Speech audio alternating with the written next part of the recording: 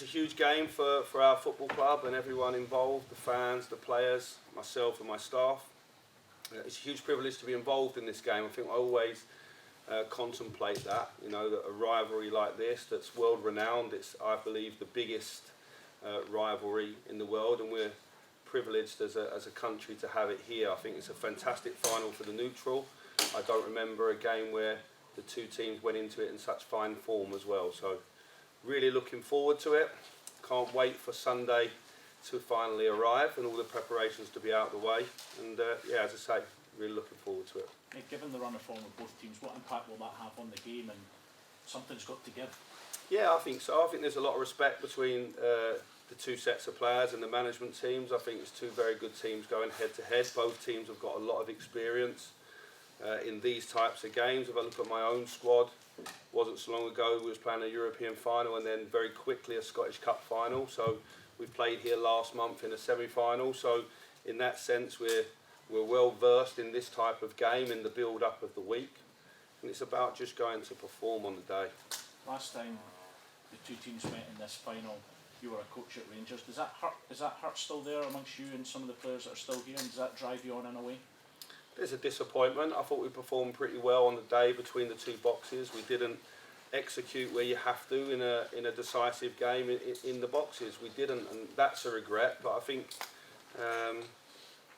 that was in our own hands that day. We missed good opportunities against a very good opponent, and we didn't win the trophy. It's one they have and we don't have in terms of the record books. And obviously we want to add to our trophy cabinet at the weekend. It's for some of the players in my squad.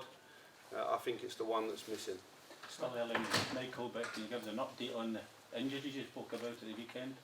Yeah, no real positive news right now. None of the boys returned to training today. We know we have a long injury list. We've had it for the time that I've been back in and prior to me coming back. I thought the team that you saw at the weekend will be very close to the type of team we put out for this cup final, and it performed well. If we get one or two additions back, that will be a bonus, but I'm not counting on it right now. Is this a game where you would take gambles on the fitness of some of the players? Only if I thought they were able to get through it. It's a final. I think we live in a fantasy world. If we think players lace their boots up every week in a fantastic physical condition, I think it's a final. It's a final against a big rival. So I have 100% faith that one or two will declare themselves fit around Friday or Saturday. Whether they are 100%, I'll have to make the choice on that. I think this is why you build a squad, and we're quite blessed in terms of the level of player that we have and we can call upon. Michael, I know it's about the club and the players, but I wonder for you personally, how big a week is this? How big a deal is this? Your first final as a manager in your own right? Yeah, obviously I stepped out in the summer to become a manager. I've not made 40 games yet, and I have the privilege of managing Rangers in a huge derby and a cup final. So it's when I look back in later years, it'll be something that I'm proud of. It's important you seize the opportunity in front of you. I don't play the game, my players play it. I have to give them a roadmap and make sure they're in a good physical and mental place before the game. For me, when I came back to Rangers, this was the type of things and type of days I was looking for. So I'm going to make sure that I enjoy the week and everything around it. And to do that, I want the players to perform at the weekend. So you try not to think too much about yourself and about what it means to the fans, and obviously preparing the team correctly. I spoke to you prior to the New Year derby, and you were quite candid that there was a gap at that point between the two teams. You're still trying to catch up with Celtic. Do you feel that you've managed to narrow that gap with the good run of form that you've been in? Do you feel it's two pretty equal teams now, or is there still something to catch? I think that's for people outside to judge. I'd say we're in a better position than we were. After this weekend, we have a lot of work to do, regardless of the outcome. This is a one-off game, a cup final between two rivals, and I think both teams will go head-to-head.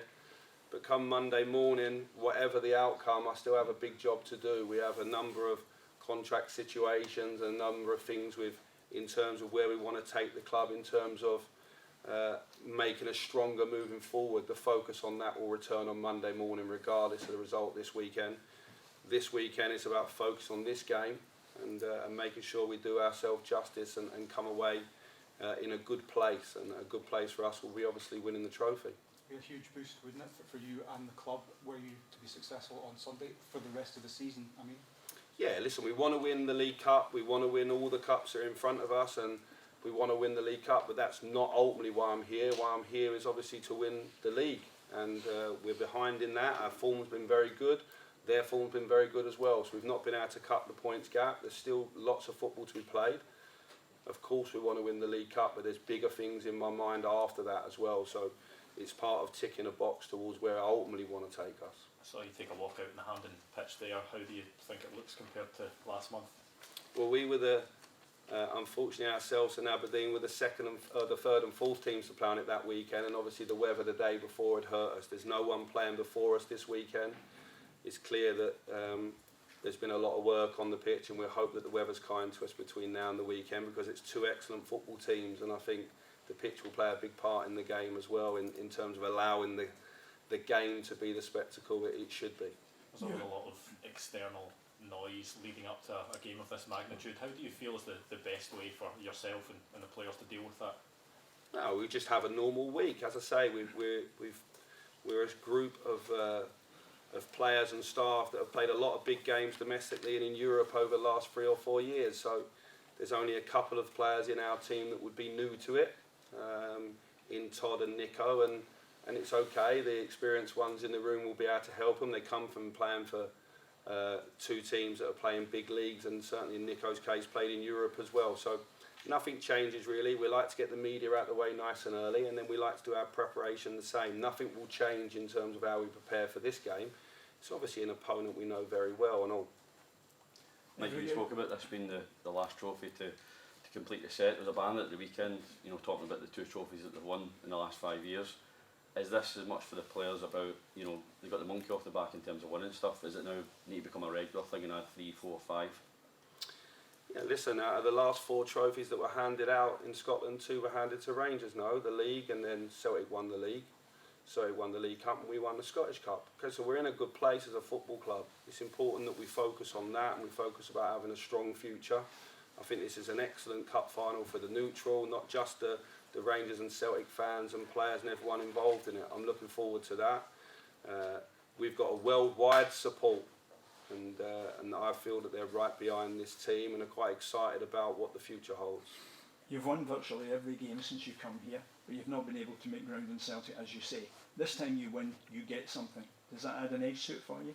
Oh, of course it does, because it's very much a us or them, or Rangers or Celtic. You know, it's very much that, and second is last. I get that in the league. I've come in and I said in my very first interview I didn't think it was as broken as everyone said. Hopefully now 14 games along we're on the mend and people are starting to see that. This weekend's performance and game is about winning.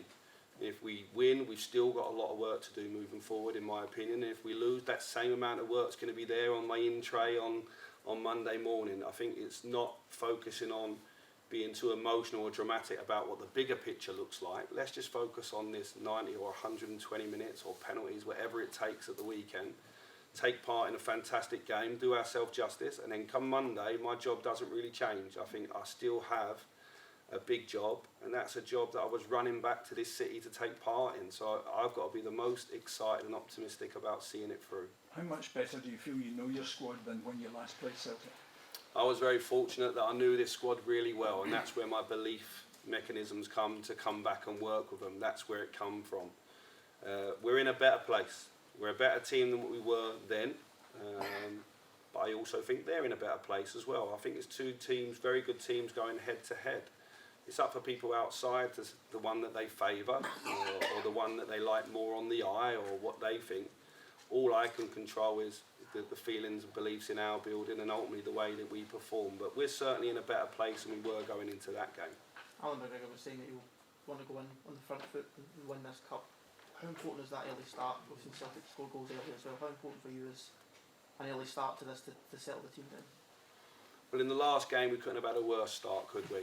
And we found a way of recovering. I think my team's shown that when things are against us, we've managed to come back in games and seen things through. So I like us to start better, but also continue to finish games well and all. I think these games are finished. These games are often, and you would prefer it that way, to be concluded by a moment of brilliance or a moment of magic, rather than a poor player making a mistake in the game. When I say poor, I mean afterwards the way that you wouldn't want a big final to be the conclusion to be a young man making a mistake. You'd rather it be a moment of brilliance, and I think in both teams there's more than enough people that can step forward for that. My hopes is that that's in a blue jersey. Michael, how much has the mentality improved since you came in, and was there something in particular you worked on to make it better, because it clearly is? I think consistency. I think the club had a big issue with consistency earlier in the season. And I've had it for periods of the time since I've come back. We've had a lot of injuries this year. It's been something that, it's not an excuse, I think it's just a fact. I think if you look at the Rangers squad, it's got stronger as my time's come on, because people have returned from injury. We still have a list as long as we have fit. You know, if I go through Robbie McCrory not being available, Ridvan, Hollander, John Suter, Tom Lawrence, Scott Arfield, Stephen Davis, at the moment Ryan Jack, Lundstrom, Tillman. You start getting a little bit of an idea of how many excellent players have not been available to us, but certainly the back four and Alan have had some consistency now. Glenn Kamara's finding his feet again. Ryan Kent's been strong. Morelos, Sakala have been strong in their performances of late. Malik Tillman. So it's just that consistency and relationship on the pitch. I think the same players playing together with real clarity allows them to go and perform. And we've not had everything our own way. The results have gone well, but this team's still got another big step to make after this game. So whether we're really happy on Sunday night or we're lower than a snake's belly, come Monday morning, everybody has to know that Rangers have to improve. We have to jump again another 20%. What is that big step they have to make still? I think style, the way that we want to play the game. We're not as free as we were before, and maybe that's because of there's been some results that have knocked confidence. Again, consistency, adding some renewed energy to the squad like we have done with Nicholas Raskin and Todd Cantwell has brought a lovely energy into the group. It's brought competition as well. And I think come the summer, I'll be able to really implement my full ideas during a pre-season period. I've come in and picked it up and run with it, and the boys have been absolutely fantastic. I think that we'll get stronger with time. You mentioned the global nature of the derby there. Whenever you step outside Glasgow and talk to people who haven't been in it, how do you describe it? It's a fierce rivalry, but it's one that's an absolute pleasure to be involved in. I would like to have come to the game as a fan, as a young boy, or just a supporter of football. Because first and foremost, all of these players and the staff involved, we were fans and lovers of football before we ended up in these two clubs in the position we're in. It's a very privileged position. It's fierce, the rivalry. The best side of it, I think, it makes it the best derby in the world. And I think we have to focus on the positives. I think where the two teams are at the moment and the form that they're showing, I think we're going into a final which is a really big game for Scottish football in general. It keeps the focus on our league, and at the moment I think our league's in a good place. There's some really interesting players in both sides that could go and play at real high levels, and I think they've shown that the last couple of years. So I know it's got to be Rangers or Celtic or Rangers, but when I look back at this fixture, or when I stand back from this fixture and look at the two teams, there's a lot of good players. There's a lot to be thankful for in Scottish football for this game. But whenever you think about the nature of the rivalry between the fans, how do you explain that to other people when you're in London, for example?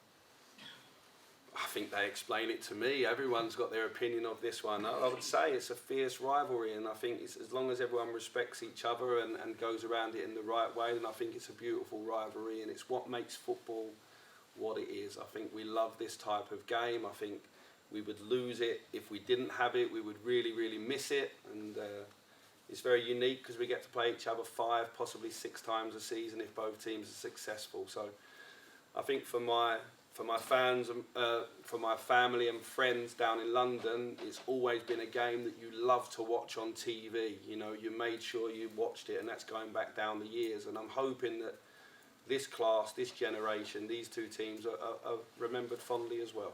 The thing about the final is we get the two sets of fans in roughly equal measure, which we don't get in the home grounds. So it makes a huge difference to the atmosphere in the fixture. Yeah, it does, and I think it brings the full colour to the fixture as well, doesn't it? And I think it's obviously I've only experienced that once before here in the League Cup final, the last time but we did have it in the Scottish Cup semi-final last year, and I thought it made for a fantastic game that day as well. You know, the fans are everything for this game, ain't they? We saw that in the season or the year and so, where we couldn't have full capacity, and fans are what the game's about. If there's no fans, there's no managers, there's no players, there's no professional sport. It's them that keep the game going. I still rankle with you a bit the last League Cup final you were involved in. Just about let it go. Was there a derby that you went to as a kid, to Chelsea, Arsenal, or any of the London derbys? What was Yeah, the I try derby? not to talk about Arsenal because they had a bit of nemesis when I was young. They was obviously on top. You know, Neil Banfield works with me now, who was alongside Arsene Wenger those years, and brought a lot of pain to my childhood. But no, there's nothing like this rivalry. That's nothing like this rivalry. I've obviously been at Liverpool, Everton. The Sao Paulo derbies are big. Palmeiras, Corinthians, and Santos.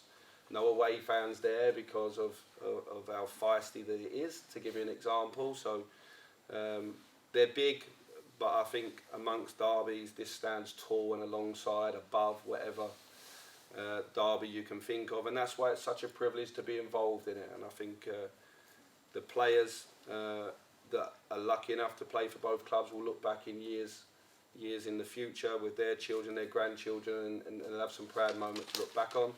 This type of game, you have to seize the moment and opportunity that's in front of you. Stevie, final question.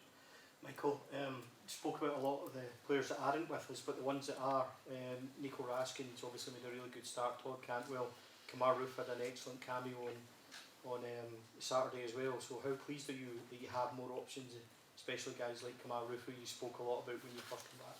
Yeah, Kamar Roof's not in his best place physically at this moment in time, but obviously he only needs a moment. He's reading of things in and around the box. He needs a moment, and he'll take a chance. Nico Raskin's come into the club and it started well. I'll temper that a little bit with the two games that we've played where we've had a lot of possession. I think this game will be a much more even game in that sense, and they'll have to show other qualities. And I've been delighted with Todd as well. Todd and Nico are the exact type of players I want to bring into the club. They've got their best days in front of them. Really impressive young men, not just football players as well, and they're people that I can build around and go on a long journey with. And that's important. That's important that when the window reopens in the summer that we go again and add one or two more, because it adds competition and it pushes us in a direction that we want to go as a club. But for this game at the weekend, if we go off last weekend's team, we won't be too far away from that. So it's a big opportunity for one or two. And just quickly ask, you mentioned it before, Scott Arfield's absence. That's never really been covered. What's the issue there, and how long is he looking? Scott Arfield had a calf problem, has missed probably a month now, will return to training at the back end of this week. So although he's missed a month, he should be available for selection if training goes well at the back end of the week. Thanks, guys. Cool, thanks fellas. Thank you. Thank you.